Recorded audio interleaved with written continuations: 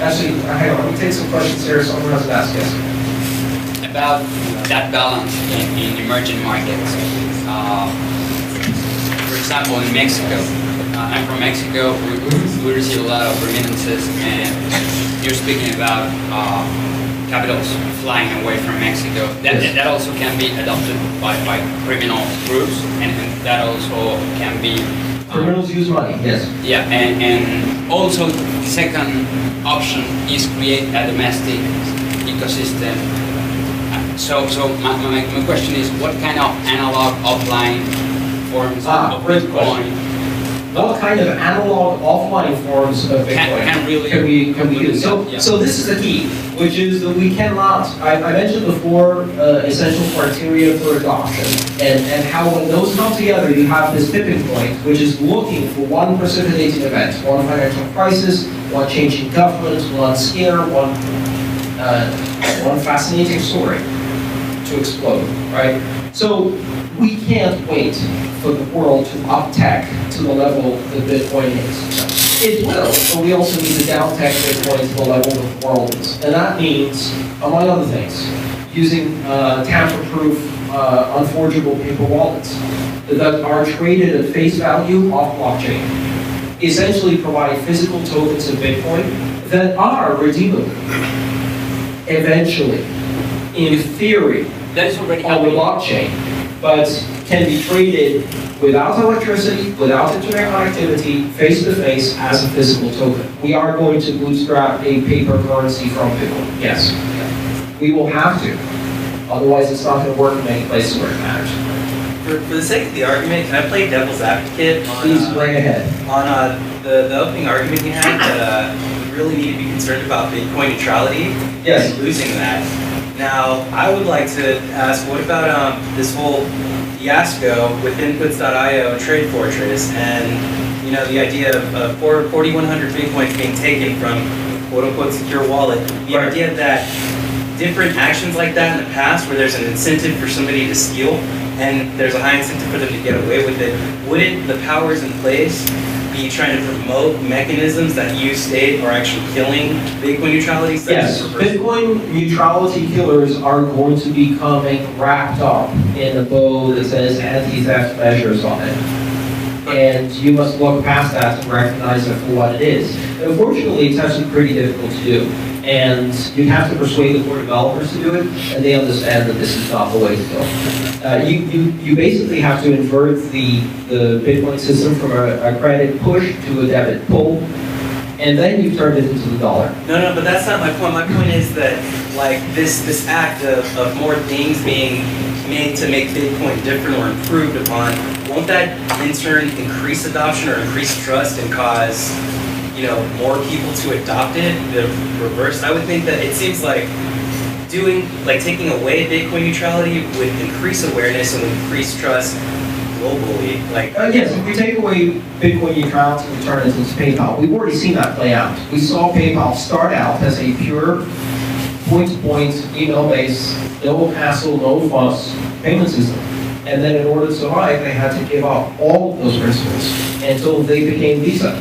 What we have to do in Bitcoin is learn from that and not allow it. Now, there's one good thing, which is because it's a distributed consensus system, you'd be hard-pressed to actually get enough people on board to that change. And here's the other thing. I'm not talking about the entire network being neutral. We don't need the entire network to be neutral. We only need the core protocol to be neutral. On top of that, do you want to build fascist coin? Do you want to build government coin? Do you want to build NSA coin? Go right ahead. And I will fight for the principle of neutrality that your NSA coin gets forwarded on the network. I won't buy any, but that's my personal choice. Yes? So on the topic of neutrality, at the beginning of your talk, you said that we have to fight to keep Bitcoin neutral and to keep it like a protocol. But in the last half of your talk, you've been talking about how it's kind of unstoppable. What do you see as the consequences of people not fighting hard enough for neutrality? Well, the consequences of people not fighting hard enough for neutrality is fragmentation. It's not that Bitcoin will be stopped, but that it will be fragmented into other coins that operate only within islands of control. So what it means is that in some places, in order to use Bitcoin, you're going to have to pass through the Great Wall of China. And all of your transactions are going to go against the Great Ledger of China. And that's no longer a neutral protocol. And so the danger isn't that they're going to kill Bitcoin neutrality itself, but they're going to fragment it into 1,000 coins that have varying levels of control. I mean, doesn't fragmenting it kill a lot of the utility? Fragmenting it kills the utility for the fragments. Now, this brings up another important point. In 1984, I believe, Bob Metcalfe said, the value of a network increases exponentially with the addition of each new node. Take that law and apply it to Bitcoin. And think carefully about what the value of the network is. If Metcalfe is correct, the network effect on Bitcoin is the most powerful network effect we're ever going to see. Because it is a network effect that has actual value. And that value is instantly redeemable. And so if the addition of a node onto the Bitcoin network increases exponentially the value of that network, which is currently at what, 4.some billion? That has some very different implications than Bob Metcalfe ever thought. He was speaking metaphorically when he said the value. I don't think in Bitcoin it's metaphorical at all. So we need to realize the enormous power that the network effect has in Bitcoin. I think altcoins are a very important part of the ecosystem because they are our testing lab.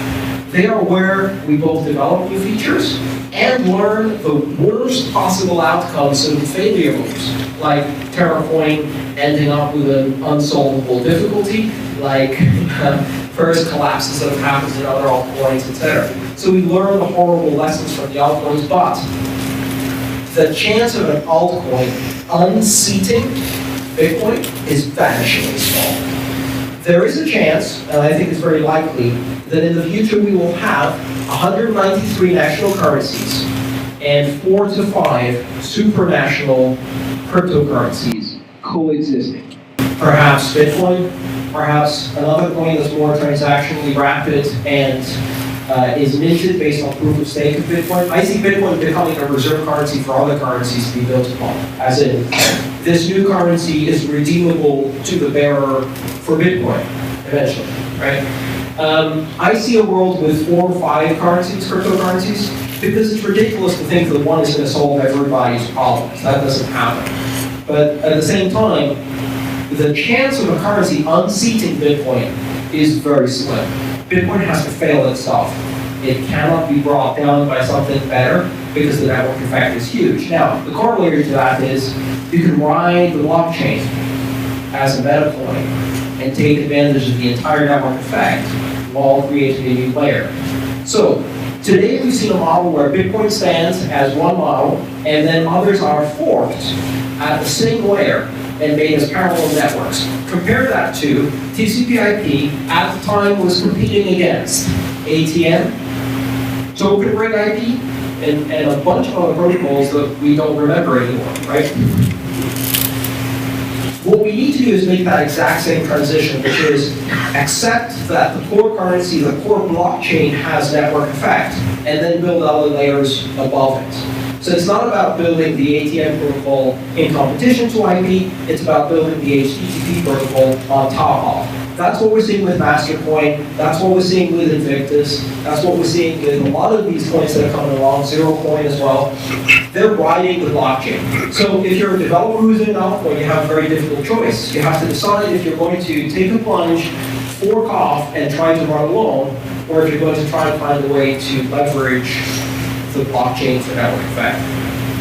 I don't know if Scott has a time for this. There you go. Just keep going until people get bored. All right. Okay, questions? Yes, go ahead. So, if we look at Bitcoin as a network, there are certain issues with TCP/IP in terms of directed denial of service attacks. Yes. Bitcoin has something similar called 51% attack. And yes.